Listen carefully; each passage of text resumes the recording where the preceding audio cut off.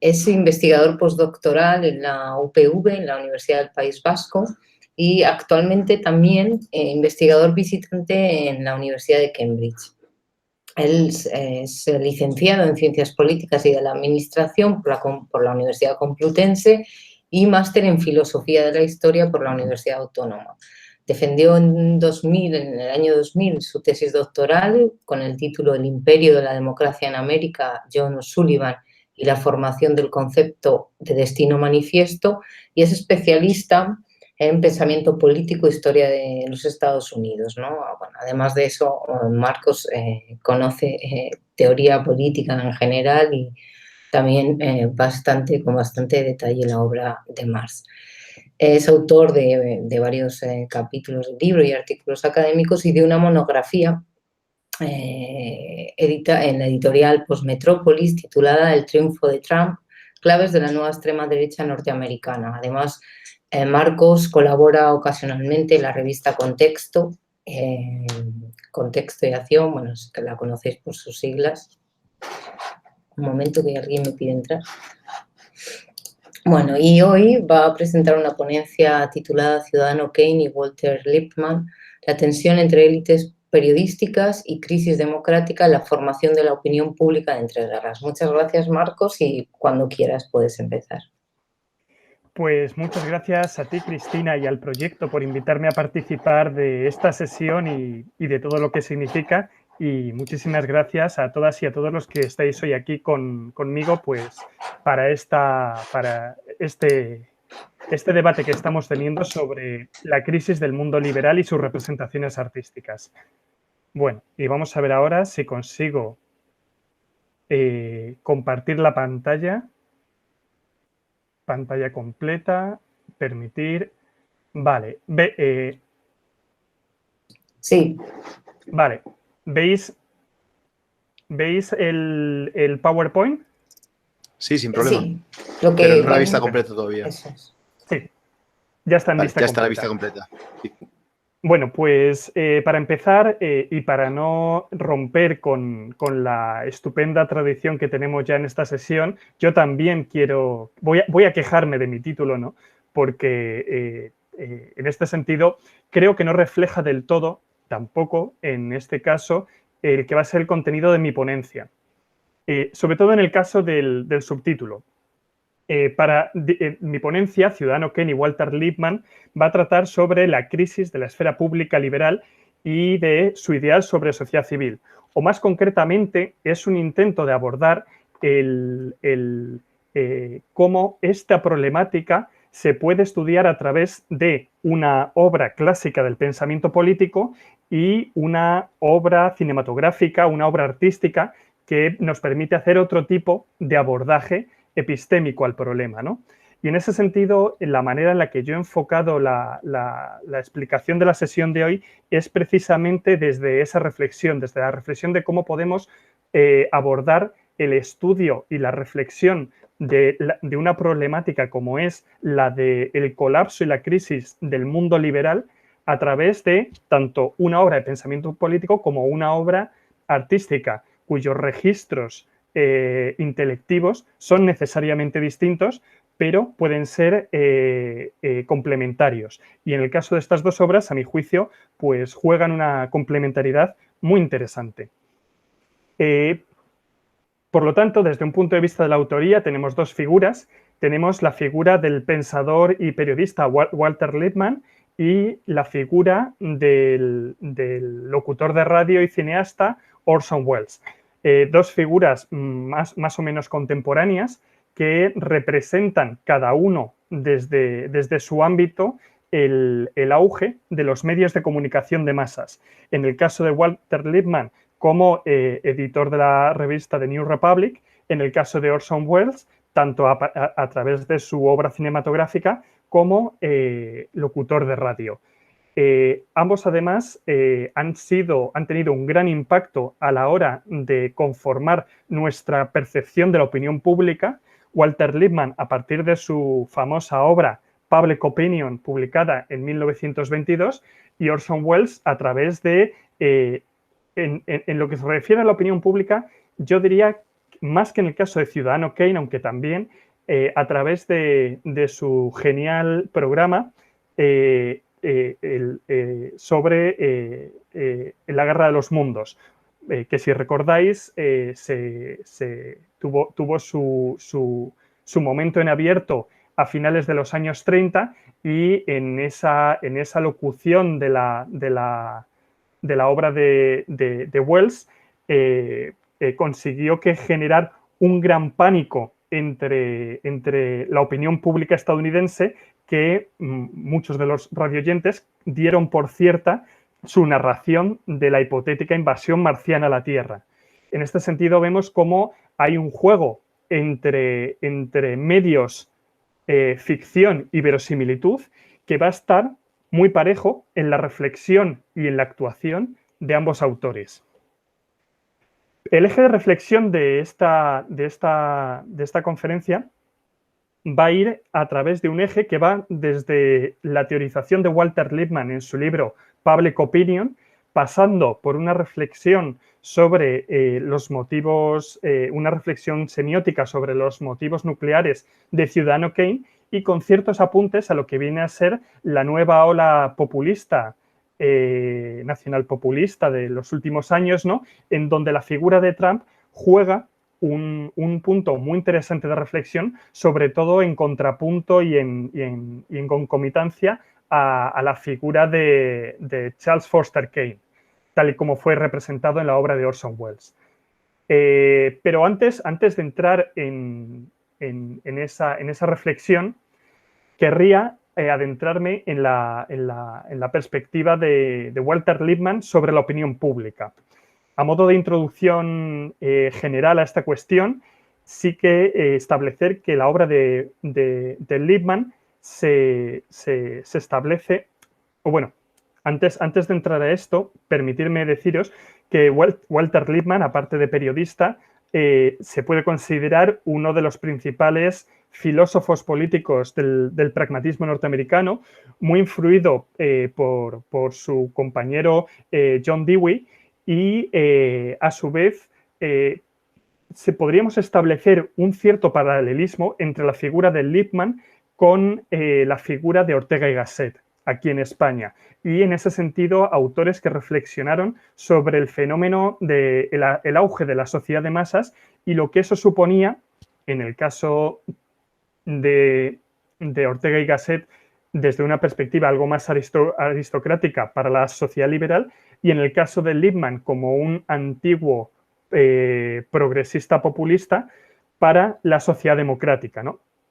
Pero ambos autores, tanto Lippmann como Ortega y Gasset, van a ser dos insignes pensadores del liberalismo que van a reflexionar la crisis del modelo liberal a raíz del auge de las masas populares y del fenómeno de la sociedad de masas.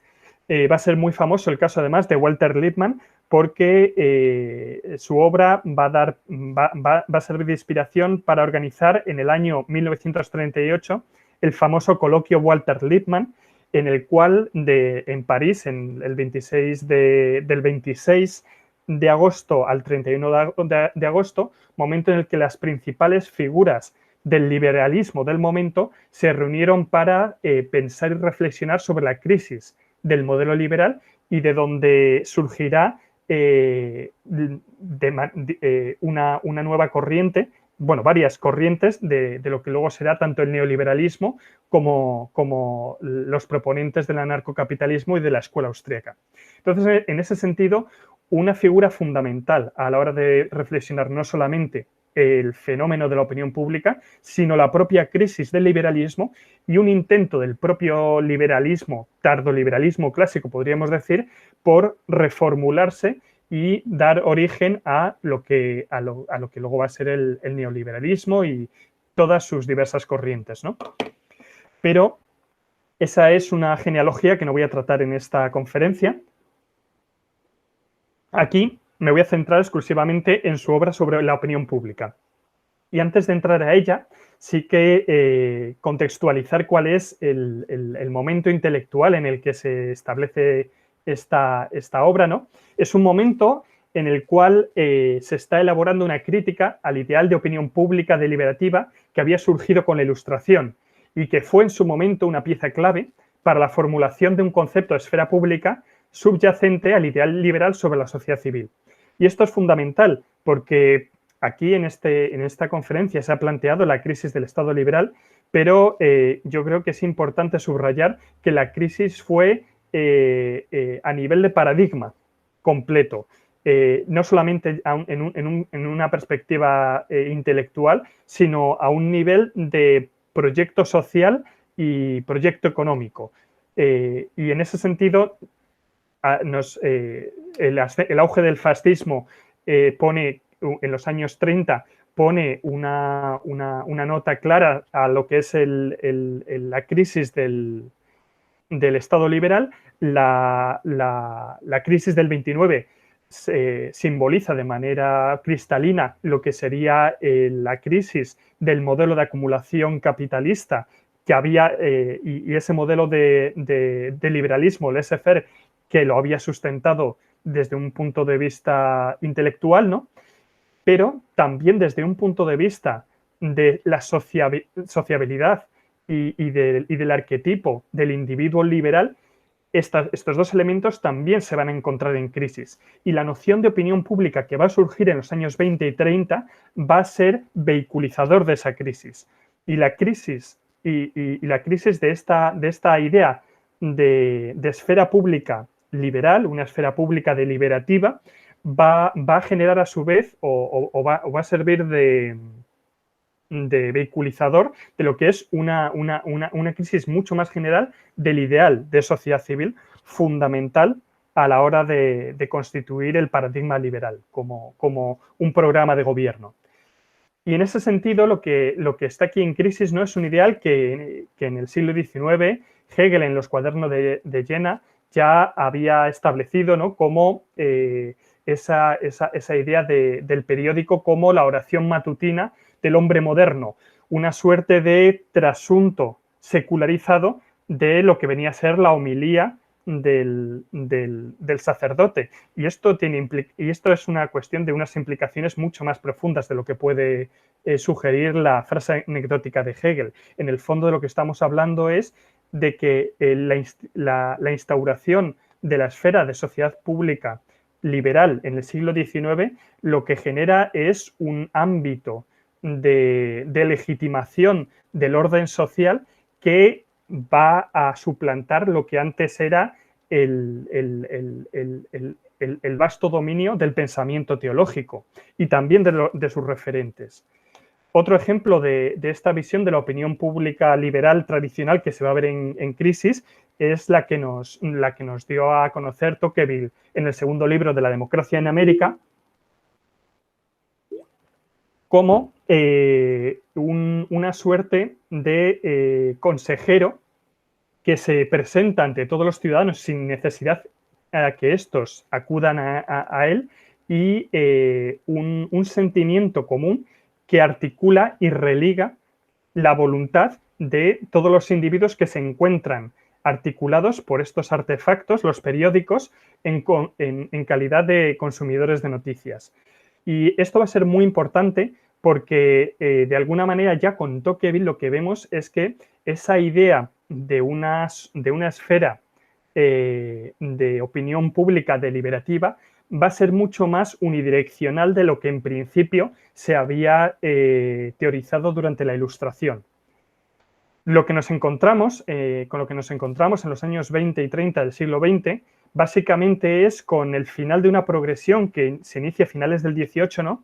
De una transformación de la opinión pública entendida como República de las Letras, que en el siglo XIX adquirió una formulación de opinión pública como esfera pública civil, donde los distintos actores intercambian información fundamental para poder actuar como agentes económicos y, por último, y como agentes políticos, por supuesto, y por último, con el fenómeno de la emergencia de la política de masas y de la opinión pública como cuarto poder a finales del siglo XX y a finales del siglo XIX y principios del siglo XX. Este, por lo tanto, es la problemática fenomenológica, por así decirlo, a la que se enfrenta Walter Lippmann. Y el libro de Lippmann, Public Opinion, del año 22, es un libro de una enorme complejidad. Aquí he intentado sintetizarlo sin, por supuesto, llegar a hacerle del todo justicia, ¿no?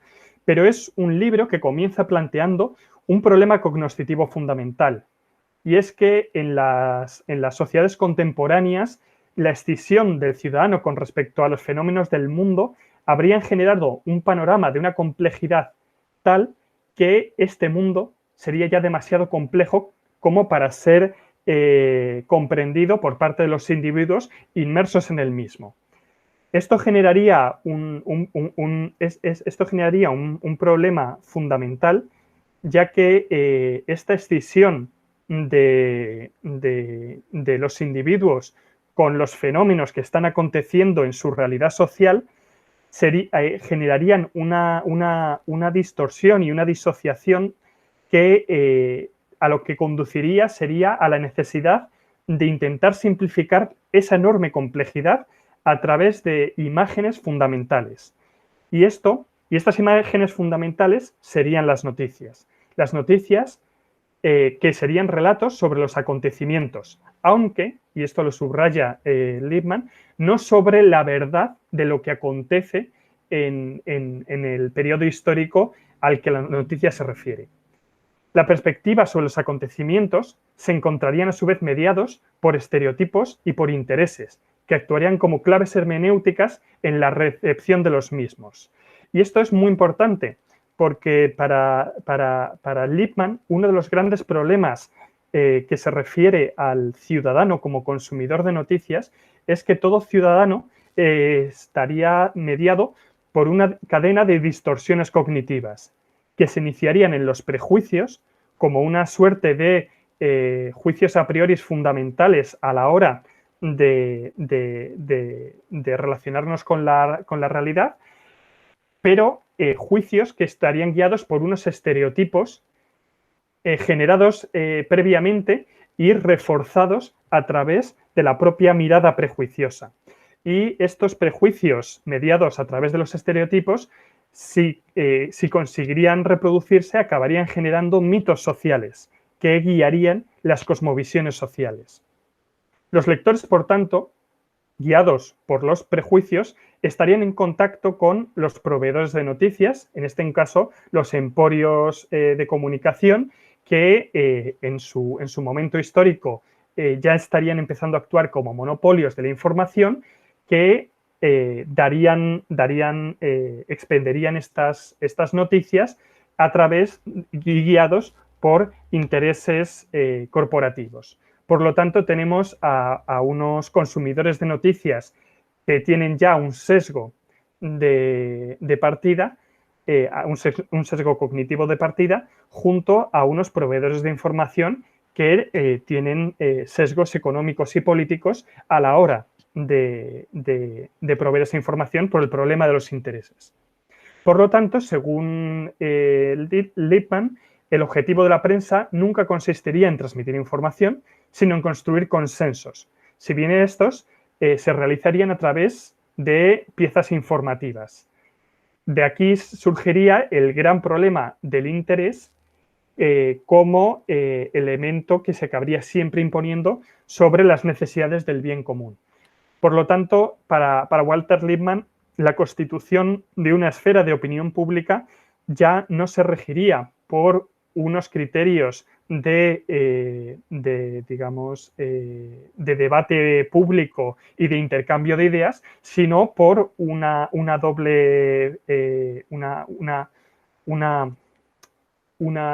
perspectiva o una sinergia bidireccional entre intereses y prejuicios, ¿no? A esto hay que añadir, ¿no?, que el lector, a través de su sesgo cognitivo, utilizaría los medios de comunicación como caja de resonancia, y aquí el concepto de caja de resonancia no es de Lippmann, es de la sociología actual, pero sintetiza la idea que quiere exponer Lippmann, ¿no? Entonces, los medios de comunicación actuarían como caja de resonancia de las preocupaciones del lector. El lector no juzgaría la información en sí misma, sino en la medida en que en la que ésta le afecta. Walter Lippmann lo que viene a criticar con esto es que el lector no es un juez imparcial de la información que lee y ni siquiera de la información que busca, ya que sus propios prejuicios guiarían la búsqueda de la información que él a priori ha establecido como relevante. Por lo tanto, la complejidad de la vida social alcanzaría en su momento histórico un grado tal que la opinión pública no estaría preparada para abordar las decisiones fundamentales con la información de la que dispone. Y esto va a llevar a Lippmann a una suerte de pesimismo político que solamente encontrará salida a través de una solución tecnocrática. Para Lippmann, la solución a la que tiene que recurrir la sociedad democrática y para la que la ideología liberal puede ser útil es la de constituir grandes redes de expertos que sean capaces de seleccionar a través de un criterio neutral la información que es relevante socialmente a la hora de guiar a la opinión pública a tomar decisiones democráticamente certeras. Ya no solamente por un criterio de la voluntad de la mayoría, sino de lo que resulta positivo desde el punto de vista del bien común.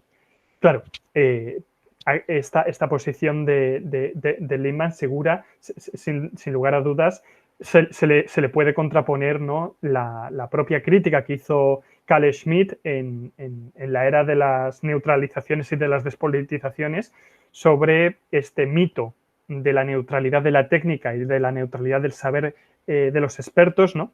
Crítica que también ha elaborado Foucault, ¿no? Pero que en los años 20 y en los años 30 para ciertos sectores del liberalismo era la única manera de generar una mediación entre políticas de mayorías democráticas con una suerte de ideal de administración técnico de la vida pública. Y desde esta reflexión de la opinión pública y de la crisis de la esfera pública liberal, me gustaría hacer un tránsito, ¿no?, a la propia figura a la propia figura del ciudadano Kane y a la película de Ciudadano Kane, que se establece a través de un doble paralelismo desde la perspectiva de esta ponencia. Por una parte, un paralelismo hacia el pasado, hacia la figura de William Randolph Hearst, el gran dueño de emporios informativos de principios del siglo XX, de finales del XIX y principios del siglo XX, en el que se inspiró en buena medida la figura de Kane y que fue famoso sobre todo por ser uno de los grandes artífices de la guerra de 1898, la guerra de Cuba. En la propia película de Ciudadano Kane se hace guiño a este hecho, haciéndole a Kane ficticiamente el causante de la guerra, ¿no?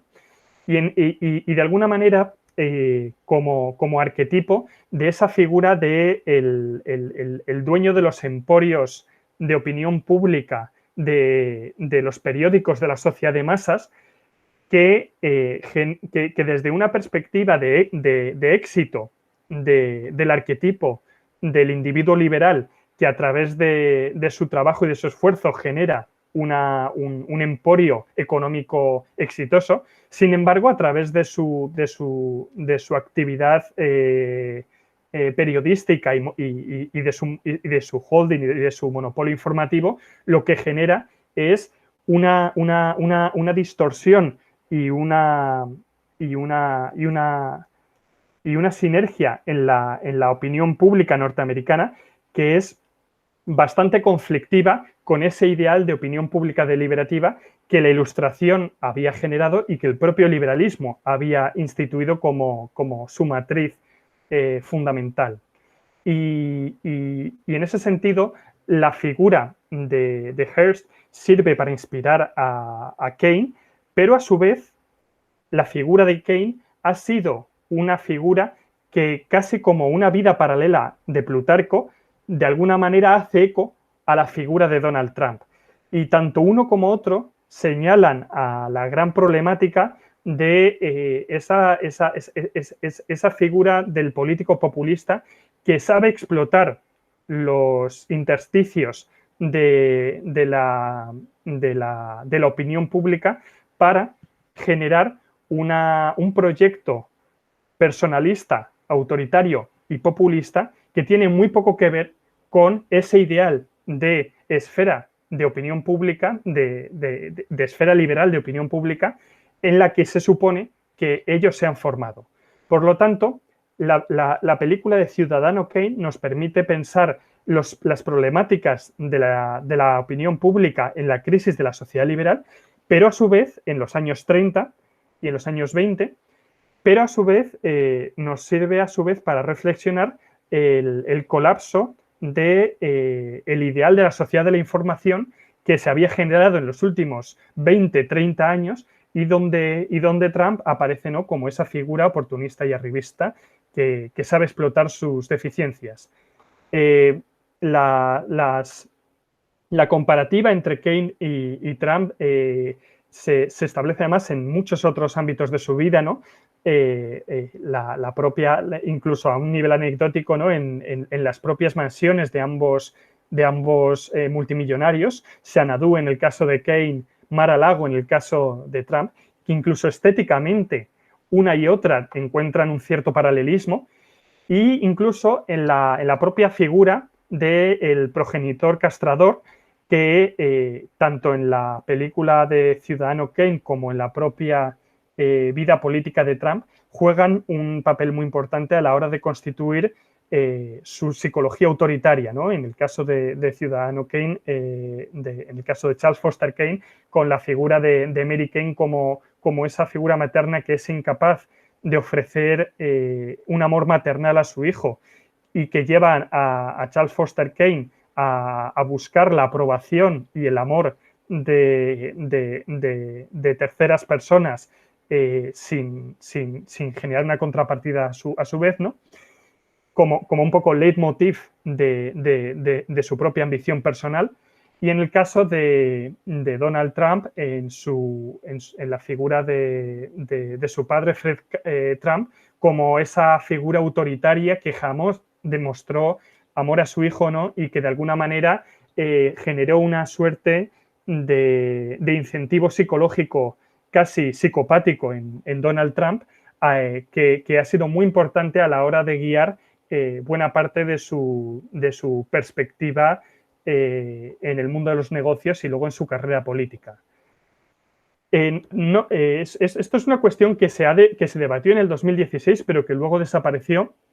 Y es que de hecho el propio Donald Trump hizo una crítica a Ciudadano Kane que él mismo declaró como su película favorita y gran inspiración en su vida. Y bueno, la crítica fue parte de unas entrevistas de Errol Morris del año 2002 y la crítica en sí, bueno, merece la pena verla básicamente por una cuestión de curiosidad, pero el análisis de Donald Trump no pasa de las fruslerías que veis aquí, ¿no?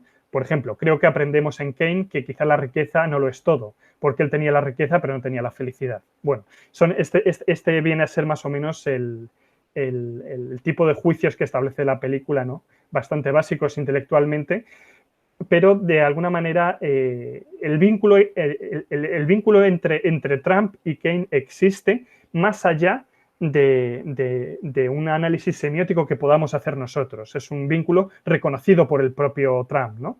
Y bueno, pues con juicios, ¿no? Si le pregunta Morris a Trump, ¿no? ¿Qué consejo le daría a Foster Kane? ¿Qué le dirías?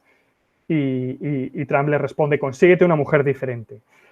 Es interesante porque habiendo un paralelismo tan grande entre los problemas personales, psicológicos y como figura pública entre Charles Foster Kane y el propio Trump, la incapacidad de Trump de ver cuáles son las problemáticas que llevan a Kane al fracaso personal y público, también nos dan pistas sobre cuál es su propia incapacidad a la hora de analizar las consecuencias personales y políticas de su propia personalidad, ¿no?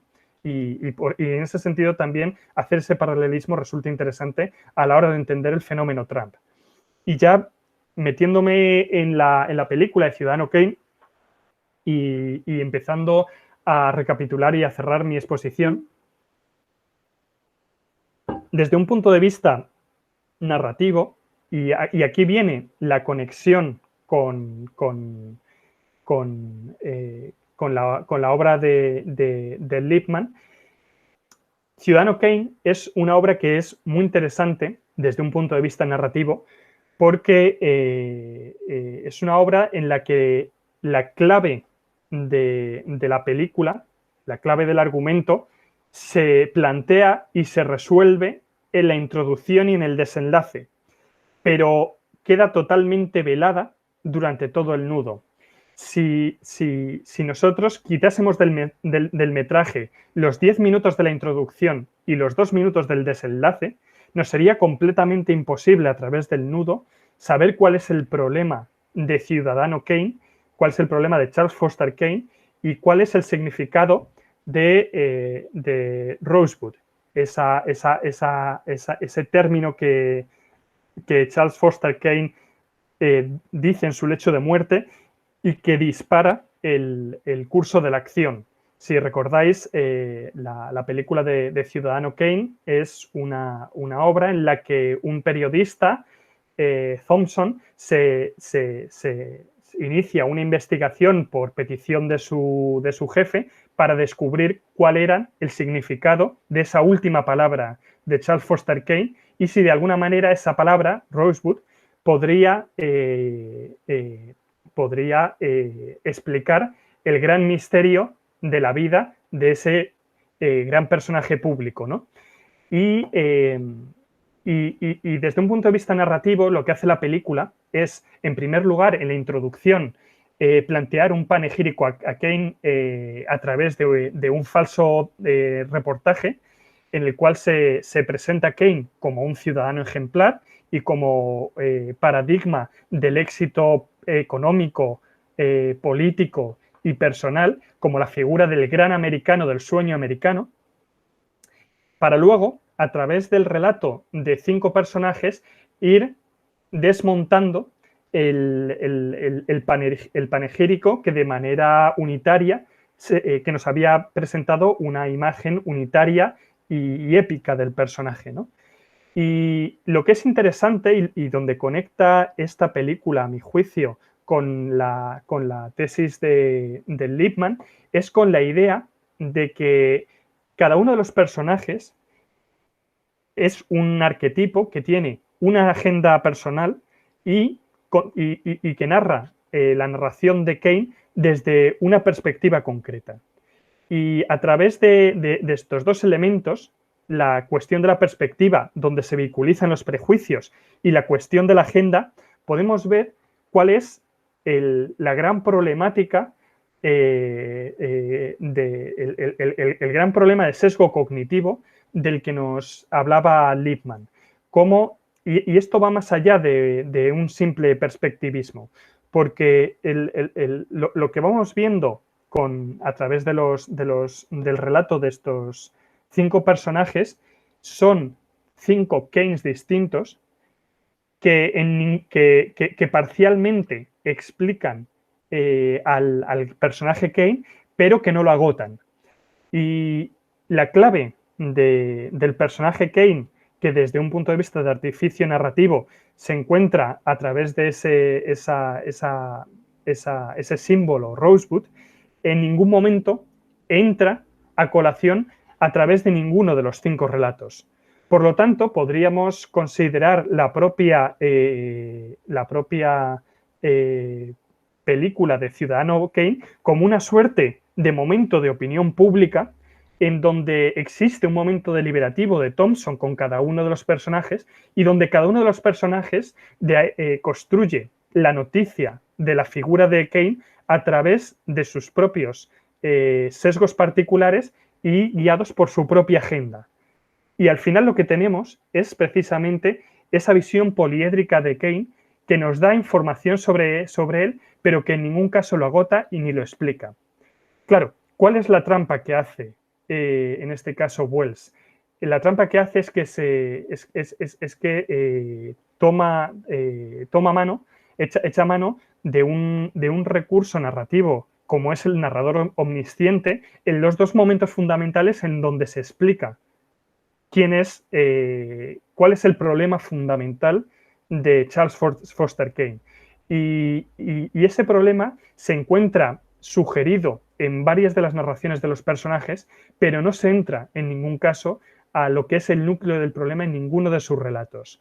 Y la clave interpretativa que se da en la introducción con la metáfora de la bola con el globo de nieve, y más tarde en la conclusión con el trineo, donde viene la palabra Rosewood, claro, la clave interpretativa, desde un punto de vista metafórico, es que a Charles Foster Kane se le arrebató en su infancia el momento de felicidad de su hogar, y todo su empeño de construir un imperio informativo y de construir una figura pública se vio siempre lastrado por la ausencia de esa niñez arrebatada.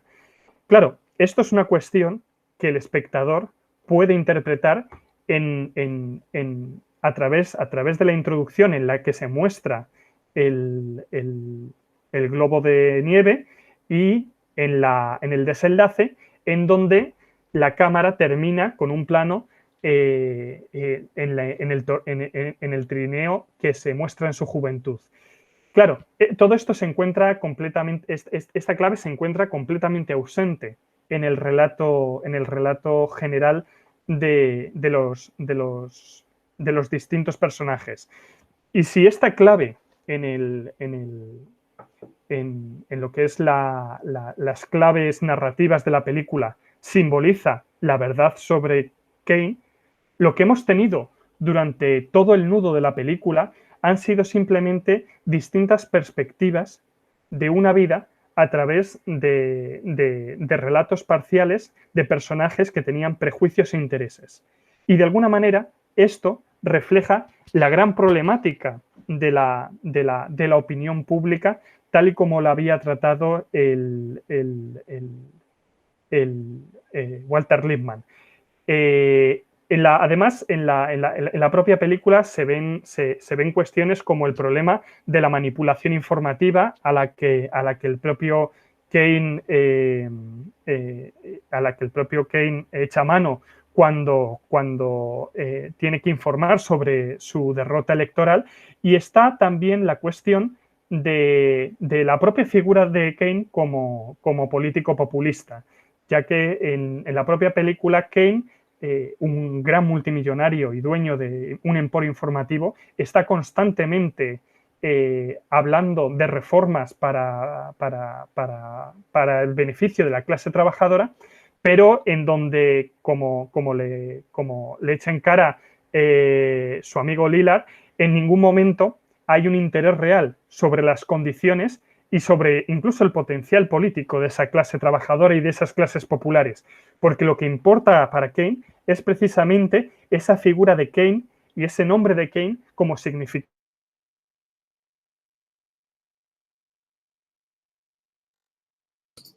Hola, Marcos se ha ido, no sé si los demás los... Aunque se había ido un momento. Te hemos perdido por un momento. Ahora sí, ya estás otra vez. Vale, pues, digamos, estaba diciendo que... ¿Dónde me habéis perdido para recuperar ahí? Ha sido solo un segundo. Hace un segundo, sí. Sí. Vale, bueno, no es importante en realidad para lo que es el argumento. La figura en ese sentido, la película es interesante porque representa esa figura de caudillaje populista que fue tan importante a la hora de constituir el tipo de liderazgo del del fascismo de entreguerras, pero incluso también de figuras de las democracias de entreguerras como Churchill o el propio Roosevelt, y que hoy en día vuelve otra vez a tener un revival importante no solamente a través del trumpismo, sino a través de los nuevos códigos de comunicación política actuales. Por lo tanto,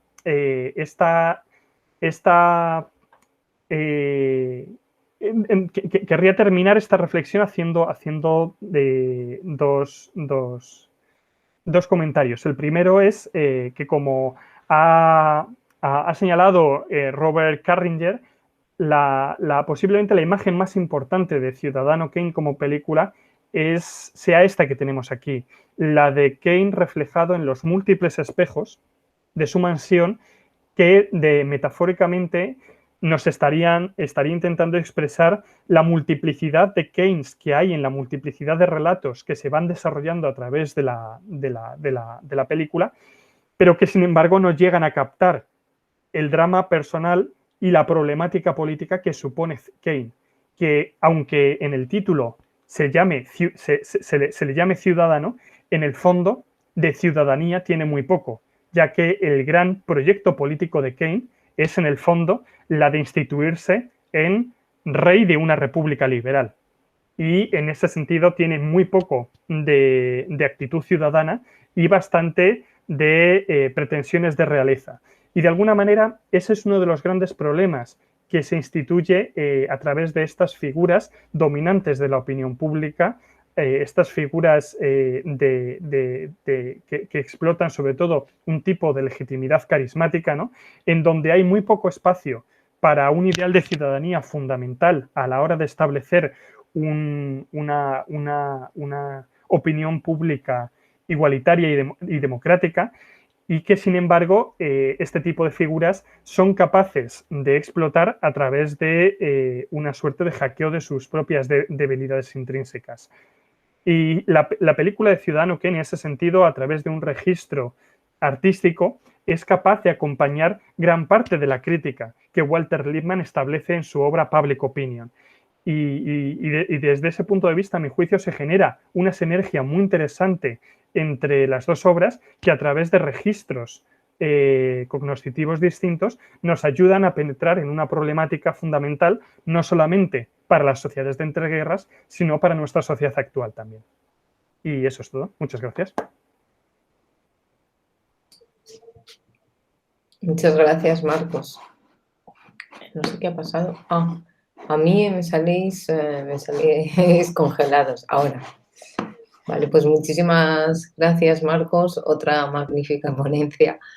Gracias a los tres, de verdad ha sido un placer escucharos. Y bueno, ahora abrimos un turno de preguntas, si os parece. Tenemos un ratillo para debatir o comentarios. También os podéis preguntar entre vosotros. Entonces, no sé si hay alguna pregunta. Sergio ha llegado más tarde. Sí, Eugenio. Yo si nadie quiere intervenir. Bueno, es una curiosidad más bien. A Marcos quería preguntarle, bueno, dos cosas. La figura esta de Lippmann, tal como la has presentado, vamos, me ha llamado mucho la atención y me consta, o sea, lo que en el libro de opinión pública has planteado que es un ideal tecnocrático, no lo he leído, por eso te pregunto, por si tú sí. En el otro libro que escribe después, de Público Fantasma, ¿no? ¿Se sigue manteniendo ese ideal o se desliza más bien hacia una versión más paretiana, ¿no?, de élites que tal?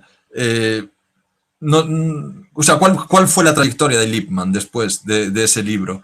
Y otra duda, si obviamente la raíz de la tradición esta liberal, aristocratizante, pero liberal, de Tocqueville hasta Ortega, es muy obvia, como tú has dicho, pero también me me ha dado curiosidad si hay constancia de algún tipo de recepción del psicoanálisis en Lippmann. Y me ha venido a la cabeza este hombre que era pariente de Freud, no sé en qué grado, que va a Estados Unidos y escribe sobre propaganda, Luis Bernays o algo así. O sea, si obviamente que el psicoanálisis llega y se instaura en la cultura popular americana, si tiene en cuenta, si Lippmann recurre al psicoanálisis, lo tiene en cuenta de alguna manera, etcétera. Bueno, esas dos preguntas eran.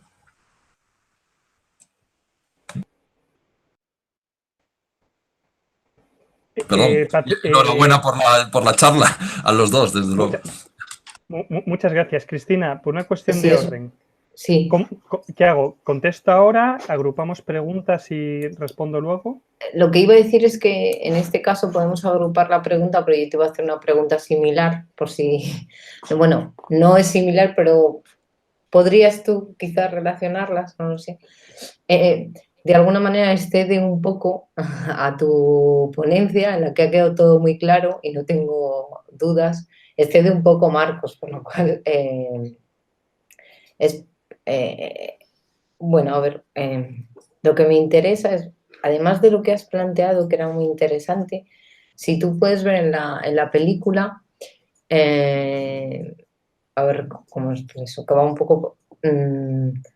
¿qué transformaciones sociales acontecen, no solo, bueno, para dar lugar a un tipo de disposiciones, ¿no?, psicosociales, que no tienen que ver solo con el ciudadano, por decirlo así, que aspira a cierto liderazgo político o aspira a ser cierto magnate de medios de comunicación, sino aquellos ciudadanos o sujetos susceptibles de acoger, no digo el discurso, los contenidos discursivos, sino una transformación en la opinión pública, ¿no? Es decir, acoger con benevolencia eso, es decir, las tendencias autoritarias, por decirlo así, en la política y también de las de concentración de poder en los medios de comunicación o lo que tú has presentado como la crisis, ¿no?, de las condiciones de la esfera pública liberal. No sé si me explico, que si también, por ejemplo, en la película se visibiliza eso, porque yo sé que tú además conoces estas transformaciones también, pero bueno, por si podías abrir un poco esto, como... Si ves además algún paralelismo también que en la película se vea entre Keynes y Trump y los procesos sociales, ¿no? Porque parecería como que el neoliberalismo que auspicia la figura de Trump tendría unas condiciones sociales y por lo tanto también psíquico-sociales muy distintas a la de ese momento histórico, pero sin embargo tiene que haber algún tipo de sustrato por el cual, no sé si me has entendido, ¿no? Es decir, aquellos sujetos que apoyan, que amparan esa transformación de la que estás hablando en la esfera pública, que de alguna manera no se escandalizan por la crisis de la promesa de la opinión pública en términos liberales, ¿no? Que también está como a Tocqueville apuntada un poco a esas cosas pues yo creo que podrías ahora responder tú, Marcos, y luego abrimos, si os parece, más preguntas. Muy bien, pues muchas gracias por vuestras preguntas porque son muy interesantes y van además al núcleo de la problemática las dos.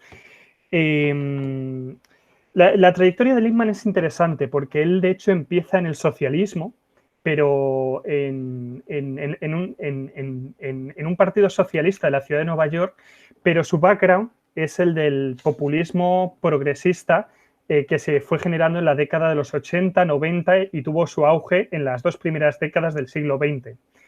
Y lo que vemos en el caso de Lippmann, como en muchos autores de su época, es transitar desde unas perspectivas plebeyas, populistas plebeyas y demócratas radicales hacia un cierto desencantamiento con lo que fue la militancia de su juventud y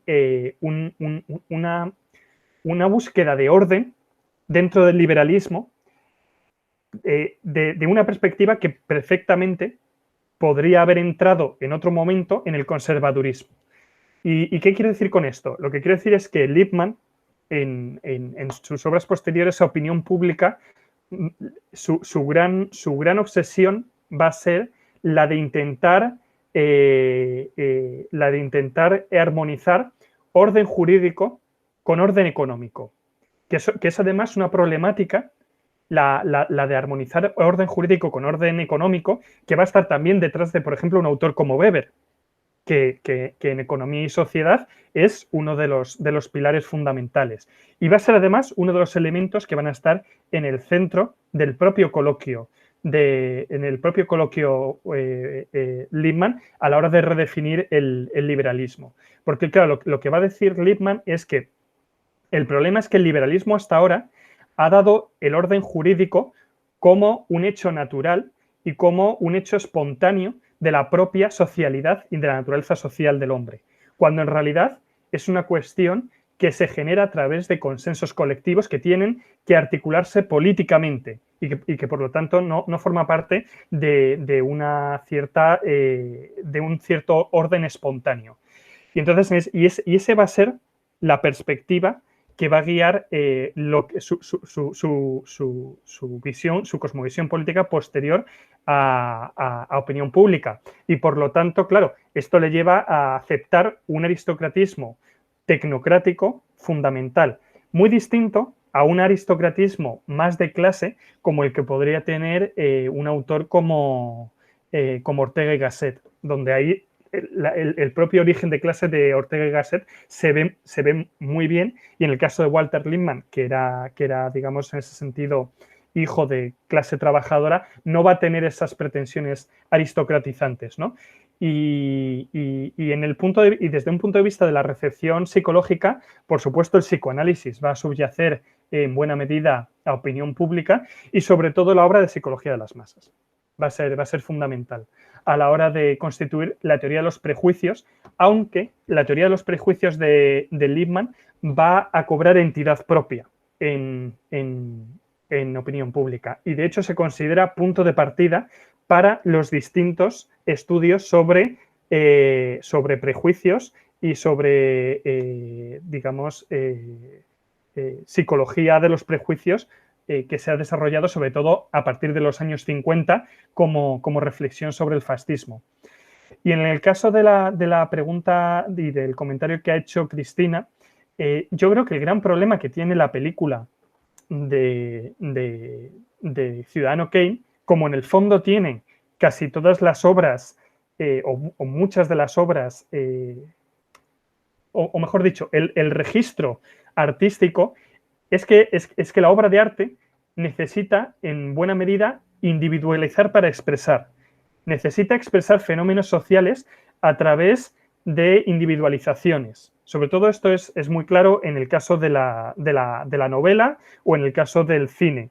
Para que la narración sea efectiva, sobre todo a partir del imperio de la forma novelística, que está trasladada perfectamente como repertorio al mundo cinematográfico, es que para poder hablar sobre un fenómeno social necesita corporeizarlo en un ejemplo individual. Y esto es lo que hace Orson Welles con el Ciudadano Kane, y tiene la virtud de poder plasmar todos los mecanismos y los problemas de esta autoridad, de esta personalidad autoritaria en la figura de Ciudadano Kane, pero lo que se pierde es la relación de Kane con, la sociedad en general, con su medio social. En este caso, por ejemplo, es paradigmático la conversación que tiene Leland con él cuando Ciudadano Kane pierde las elecciones, cuando Charles Foster Kane pierde las elecciones, y entonces le recrimina: tú es que has intentado comprar el amor del pueblo, pero no has entendido la problemática y la potencialidad que tiene la lucha de la clase trabajadora, que, por cierto, los trabajadores de tus periódicos se están sindicando, y cuando descubras su poder, le dice Leland, entonces huirás a una isla desierta y querrás reinar sobre los simios. Ese yo creo que es el único momento en el que la problemática social emerge en ese diálogo, pero estamos hablando de un caso individualizado. Pero vamos, la conexión de esa entre Trump y Kane como figuras paradigmáticas de un tipo de liderazgo público, yo creo que eso está muy fielmente retratado.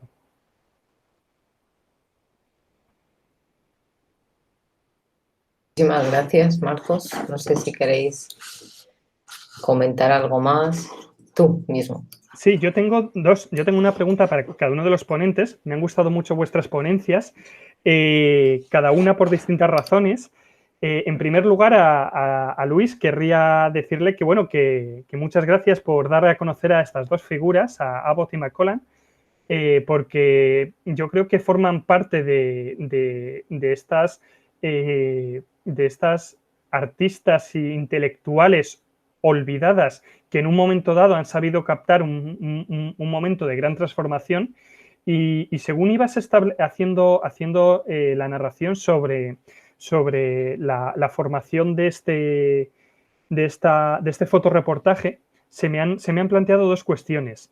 La primera es si Abbott ¿cómo se llamaba la intelectual? McCausland. Te lo escribo en el chat. McCausland, sí, es que a lo mejor sí, no vamos, sí, a lo mejor mi pronunciación es terrible. No, está perfecto. Tengo la impresión que, obviamente no es en estos términos, seguramente en las que ellas lo estaban conceptualizando, ¿no? Pero que lo que están intentando con su fotoreportaje es capturar un cronotopo. Lo que Bakhtin va a establecer como cronotopo, ¿no? Esa intersección entre tiempo y espacio donde el tiempo se ve articulado, en este caso sobre todo a través de la arquitectura y de esos proyectos arquitectónicos que están chocando y colapsando y generando una socialidad del espacio distinta a la que había hasta el momento, ¿no? Y donde el espacio es el propio ámbito urbano como archirrepresentación de la modernidad capitalista, ¿no?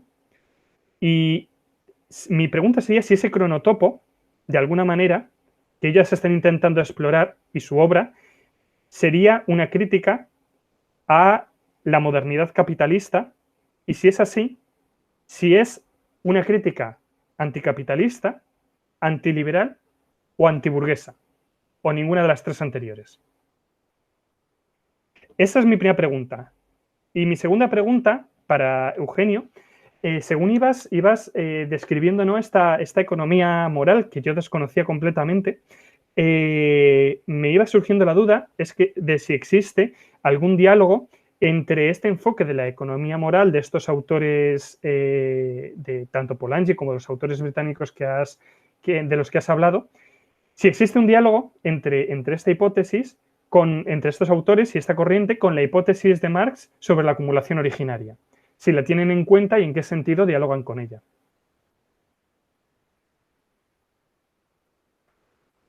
Bueno, muchas gracias por tus comentarios y por tu pregunta, Marcos, que es casi de tesis, ¿no? Casi de tribunal de tesis. No estoy muy seguro de estar en condiciones de hacer todas las matizaciones necesarias para poder contestarte adecuadamente, teniendo en cuenta, bueno, el poco tiempo de trabajo desde que he descubierto la obra de estas dos artistas y mi propia formación, que quizá no es mi ámbito principal de trabajo ahora mismo, pero voy a intentar contestarte en la medida de lo posible. Creo que si hay que ponerle un anti, es principalmente anticapitalista. No he visto tanto trazos respecto al comentario respecto a la vida burguesa en concreto, respecto a esa forma de vida.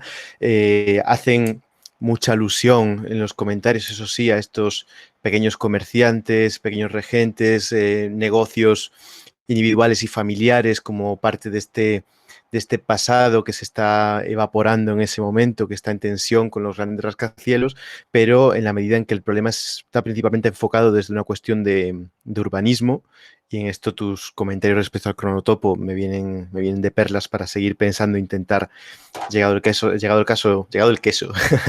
se nota que va habiendo hambre. Llegado el caso, sacar un artículo de aquí me vienen de perlas. Digo que creo que sería anticapitalista principalmente por esto, porque la crítica aquí, especialmente devastadora en el caso de los textos de McCausland, está más relacionada al tipo de desarrollo de ultratecnologización muy centralizada en Manhattan, que viene de la mano de un capitalismo en el que el referente de las decisiones y de la planificación, o incluso el referente que impide que haya una verdadera planificación, es el ritmo apresurado del capital, el ritmo que no tiene necesariamente por base un suelo democrático. Tiene sencillamente unos valores en este sentido, pues eso, económicos, ¿no? Que es a los que tiene que adecuarse la praxis urbanística. Y aquí es donde va la crítica. No a negar la mayor, ¿no? No a negar la mayor del progreso ni a negar los avances tecnológicos, sino en este sentido más bien es a intentarlo reapropiar dentro de una praxis de construcción de nuevas formas de solidaridad, de sociabilidad y siendo un proyecto fotográfico, un entrenamiento del ojo, ¿no? Y un entrenamiento de la imaginación como formas de rearticular un pensamiento del pasado y un pensamiento de la propia historia y de los ritmos temporales, un pensamiento de los cronotopos, si queremos pensarlo así, que no sea aquel que se halla a la base de esa ideología capitalista en el que todo tiene que ser el absoluto tiempo abstracto y lanzado hacia adelante y todo lo que quede atrás más vale dejarlo atrás. Esto es lo que pretenden pues movilizar o cambiar, o por lo menos hacer que no sea evidente, hacer que no se considere de sentido común esta postura. Pero bueno, creo que esto es todo lo que puedo comentar respecto a si sería más bien antiliberal, anticapitalista o antiburguesa. Entre antiliberal y anticapitalista no me siento en condiciones de precisar mucho más. Antiburguesa creo que no. Antiburguesa creo en última instancia que no.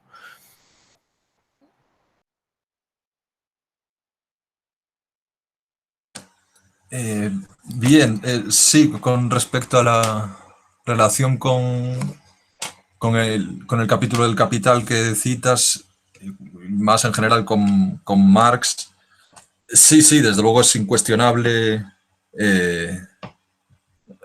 la relación de los tres, pero claro, modulada cada una de una manera específica. En el caso de Richard Tony, bueno, el libro suyo que cité, que es Religión y origen del capitalismo, él llega a ese libro realmente después de haber escrito una historia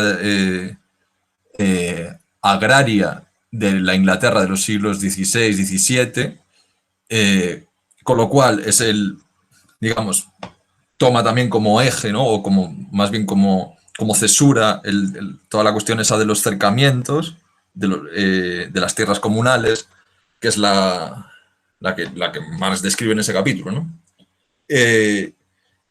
Y, bueno, lo hace desde... Claro, aquí el problema es que realmente en Inglaterra hay una tradición socialista relativamente independiente del marxismo.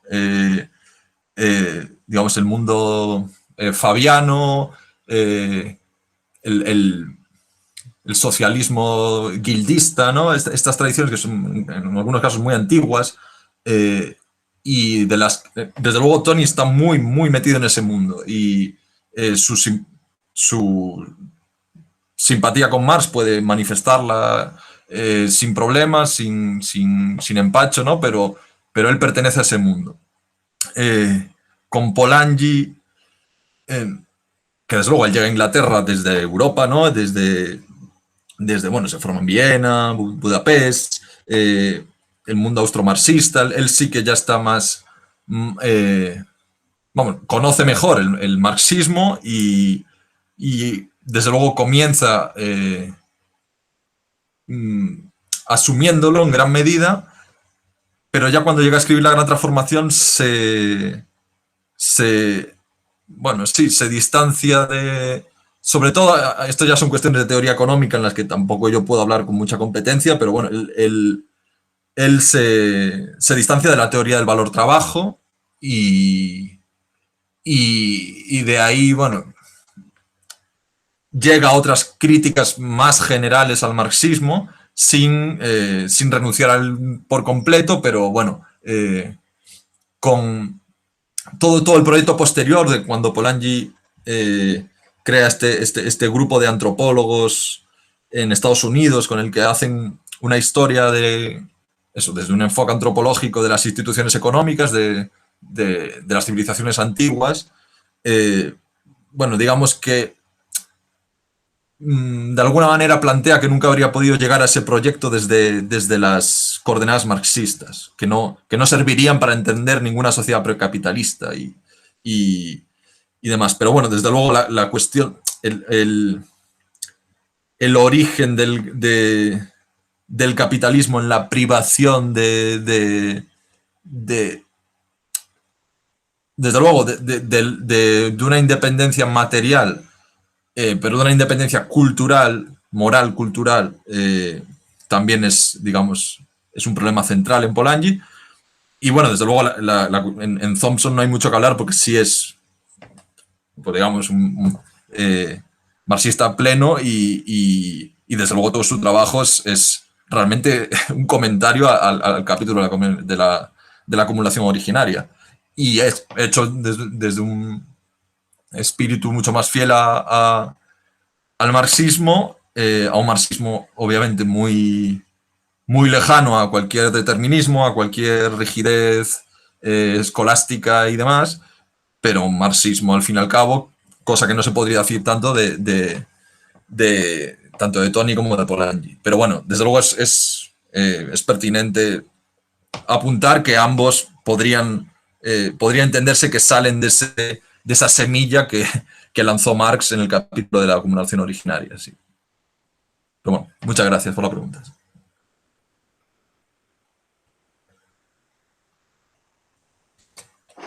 Yo, Eugenio, más que una pregunta, bueno, era un poco un diálogo o abrirte algo por si puedes también, porque te has quedado ahí al final, desarrollar un poco más o bueno, a ver qué te parece, porque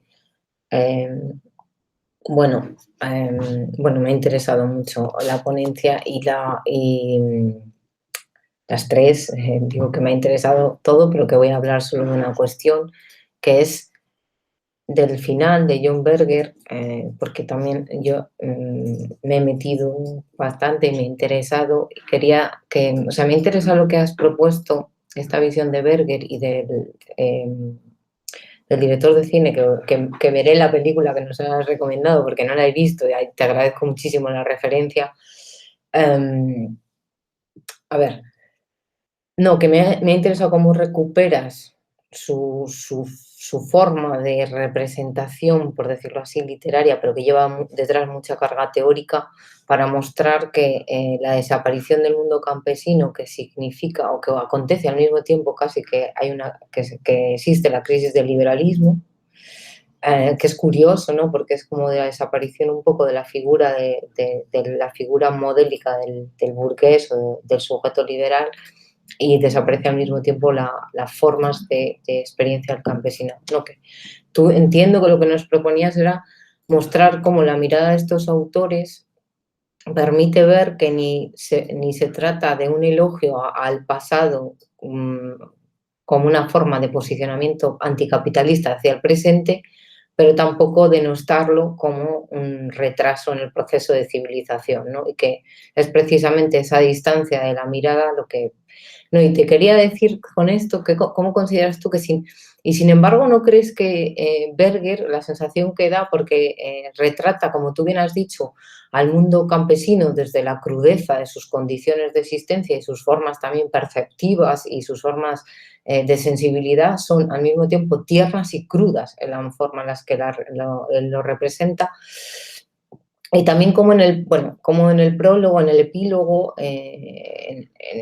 a Puerca Tierra, también narra esto, ¿no? Ni lo elogia, pero tampoco lo condena.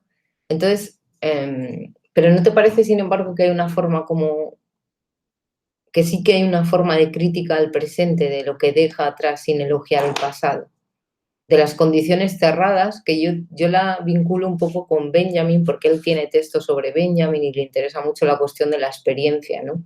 La crisis de las condiciones para la experiencia, es decir, esa capacidad de transmisión de de lo vivido, porque hay un sujeto que precisamente porque no hay un cambio constante en sus condiciones de vida, es susceptible de recibir la experiencia de un otro. Y como que esto sí que está en el mundo campesino que él descubre, ¿no? Cuando sobre todo los migrantes, y a partir de ahí dice, es que no son solo migrantes, se mueven geográficamente, sino que se mueven temporalmente. Son las reminiscencias de un mundo campesino que en Europa ya casi está liquidado. O sea, es como que yo estoy de acuerdo contigo del todo, o sea, pero si cuando lees los textos no dejas de tener una sensación de que te permite, sin elogiar el pasado, la crítica del presente, ¿no? Como cómo se ha cerrado, cómo de alguna manera se han cerrado unas formas con el capitalismo o con la economía agraria ya capitalista, con la desaparición del campesinado y de la economía agraria, se cierra un mundo de experiencia que ya no puede tener lugar y que tampoco es que Berger esté diciendo que lo podamos recuperar, pero está mostrándonos un pasado liquidado. No sé si me explico, ¿me has entendido? Y es verdad que, y esto es otra cosa, que el prólogo, el epílogo es muy marxista, ¿no, Eugenio? O sea, yo cuando leí el epílogo me parecía como una síntesis de Rodney Hinton, que es lo que te ha preguntado ahora Marcos, un poco por el marxismo inglés, tal como el mundo campesino se corresponde casi en cómo lo narra en su temporalidad cíclica, lo que él llama la economía de supervivencia, etcétera, con lo que el marxismo inglés entendió que eran las sociedades del modo de producción, por decirlo así, feudal. No sé si a ti te parece esto o... Bueno, era más abrirte cosas porque...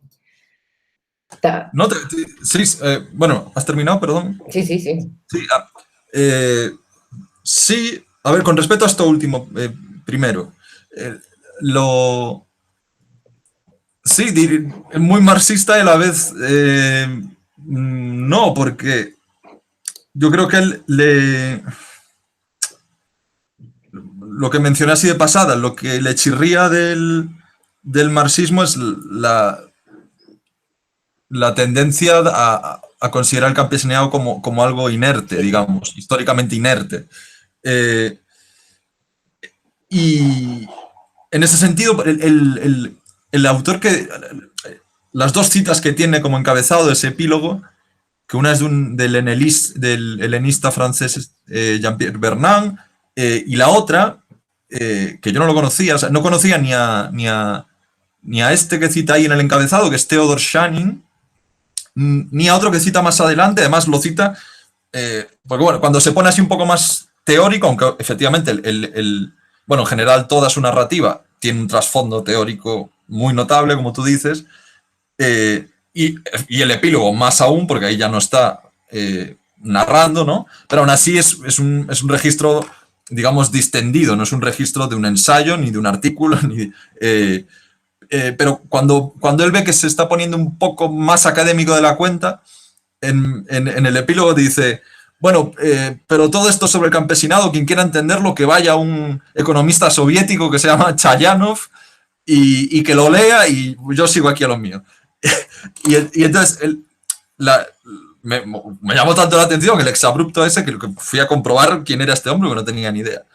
Que realmente del que bebe el del encabezado, el Theodor Schanning, que es un sociólogo del campesinado más conocido, más reciente también. El Chayanov es de los años 20. Pero ciertamente, obviamente en plena Unión Soviética, ¿no? Y propone un análisis que de alguna manera tenía que encajar con el marxismo de la economía campesina, pero que a la vez es mucho más, siendo como es puramente teórico y riguroso y, digamos, puramente científico, demuestra una gran capacidad de empatía con la economía campesina. Porque lo que del libro este de Chayanov, que es, bueno, lo tengo por aquí, no sé cómo se ha traducido en castellano. Aquí está. Aquí, no sé si lo podéis ver. La organización de la unidad económica campesina, ¿no? Es como se tradujo hace ya, bueno, en los años 70 por ahí. organización de la unidad económica campesina. Entonces, él la quiere entender en sus términos, en su funcionamiento interno, para lo cual realmente es imprescindible un cambio de mentalidad del propio economista. Para entenderla a nivel científico, esta es la cosa, que si uno mantiene los presupuestos liberales, digamos, liberales y luego pues marginalistas, digamos que la motivación de la conducta económica es universalizable, la optimización, digamos, no puede entender nada del mundo campesino porque allí el criterio decisivo, bueno, tú hablas de supervivencia, que es como lo dice Berger, y Chaya nos habla siempre de equilibrio, un equilibrio, o sea, la búsqueda constante de un equilibrio entre las necesidades de la familia, porque toda unidad económica campesina es por definición familiar, no nuclear, pero familiar, y digamos, la satisfacción de las necesidades y la intensidad de la fatiga que produce el trabajo en todos los miembros de la familia. Hay que crear un equilibrio entre esas dos variables que tienen que estar ligadas, además. No va a haber nunca un aumento de la retribución, de la rentabilidad, digamos, de lo que se produzca, sin un incremento insostenible de la fatiga. Entonces, no va a estar, digamos, regulada por límites naturales, de alguna manera, bueno, naturales, antropológicos, mejor, digamos, que mantienen, digamos, la actividad económica supeditada a esta búsqueda de un equilibrio. Entonces, esto, digamos, es obviamente algo que desaparece con la propia economía campesina, pero que puede, no tomado como un valor transhistórico, que uno puede decir, no, pues claro, es que la economía, hay que repensar la economía y hay que hacer que no ponga en riesgo los equilibrios, bueno, pues digamos, de los ecosistemas y de la propia convivencia humana y demás, y apelar a ello, digamos, de una manera bien pensante, no conduciría a ningún lado. Y yo, por lo que entiendo, tú percibes ese riesgo en la retórica de Berger, ¿no? Como que se quede en un desideratum que, además que, bueno, luego al final podemos decir que se tradujo en su propia vida, que él va a pasar sus últimas décadas de vida en un pueblo de los Alpes franceses, ¿no? Y allí está escribiendo y digamos que de espaldas al mundo, de alguna manera. Bueno, puede leerse así, pero yo creo que lo importante, y ese es el motivo por el que escogí esas reflexiones de Raymond Williams para finalizar. Lo interesante es no absolutizar ni el pasado ni el presente, sino establecer, digamos, ahí un poco benjaminianamente, galerías entre ellos, ¿no? Como vasos comunicantes entre ellos que hagan que tanto uno como otro sean menos rígidos y entonces puedan penetrar ese tipo de valores, ese tipo de experiencias en las condiciones fácticas contemporáneas, como sea, de maneras que no se podrán prever ni planificar, pero dejarles espacio. Y para eso la labor testimonial puede ser relevante, porque si no, no tienes, digamos, material a partir del que trabajar, digamos, ¿no? No puedes crear de la nada ese tipo de moralidades, en un sentido, digamos, nada sin moralina, ¿no? De costumbres que ellas mismas generan expectativas y generan espacios de experiencia, etc. Entonces, solo por eso es elogiable que Berger haya escrito esas novelas. Y desde luego las películas, pues tenéis que verlas, porque son igual de estupendas. Pero yo... Sí, no, perdón. No, igual me estaba ya liando. Igual me expliqué mal. Claro, yo me refería precisamente a lo que dices tú, que pese que él no haga ni un elogio del pasado, ¿no? En el sentido de que haya que volver ahí, ni tampoco una criminalización, por decirlo así, una recriminalización, sí que hay algo que nos señala que se ha perdido.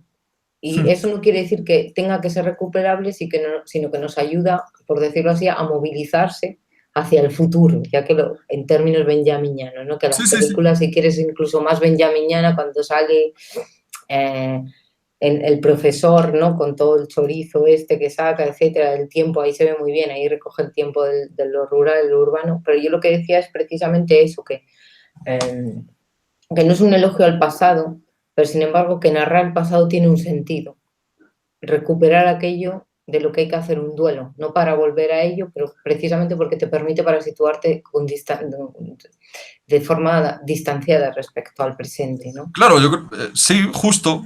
Yo lo que quería decir ahora mismo cuando hablaba de desabsolutizar el presente, digamos, eso puede ser su función. Y no es nada desdeñable en las condiciones de la experiencia contemporánea. O sea, pero claro, no sé hasta qué punto eso es misión de la literatura solo, ¿no?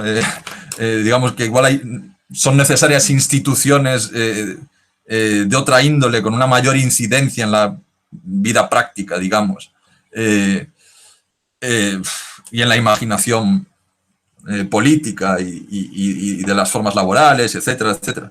Pero digamos que menos da una piedra, ¿no? Dicho así coloquialmente.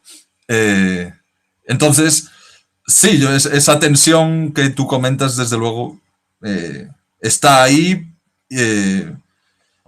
pero bueno, tal vez también a ella le debamos, pues, lo valiosas que son esas tres novelas. No sé, creo que no he aclarado mucho lo que tú planteas, pero bueno, desde luego... Bueno, yo tampoco te he hecho una pregunta, era porque estaba de acuerdo en lo que habías dicho, pues a seguir un poco con ello. O sea, yo estoy de acuerdo. Bueno, desde luego... Yo creo que son muy valiosas las tres novelas realmente. Sí. Y luego cuando llegas al final se comprende mejor todo. Sí, desde luego la última novela de la ciudad adquiere ya una intensidad emocional y un patetismo, vamos, muy, muy, muy, muy sobrecogedor realmente. O sea, es una novela sobrecogedora. Y bueno, en fin, intentar extraer de ella algo que ilumine nuestra situación de hoy yo creo que es una tarea que merece la pena, que yo desde luego no he cumplido por completo, pero bueno, he querido indicar que es algo que merecería la pena hacer. Sí, sí, a mí me parece. Bueno, pues, ¿tenéis alguna cuestión más? Vale. Bueno, yo os quiero dar las gracias otra vez a los tres por las conferencias, realmente han sido muy, muy interesantes. Gracias por todo el trabajo. Las vamos a subir a la página web si no tenéis ningún problema. Luis, me falta una pregunta para ti, pero yo creo que te la haré en otro momento, porque tengo la idea, porque tenemos que ir cerrando, ¿vale? Y nada, pues eso, muchas gracias. Ha sido realmente muy estimulante esta tarde y espero, bueno, pues que si hacemos bueno, que podáis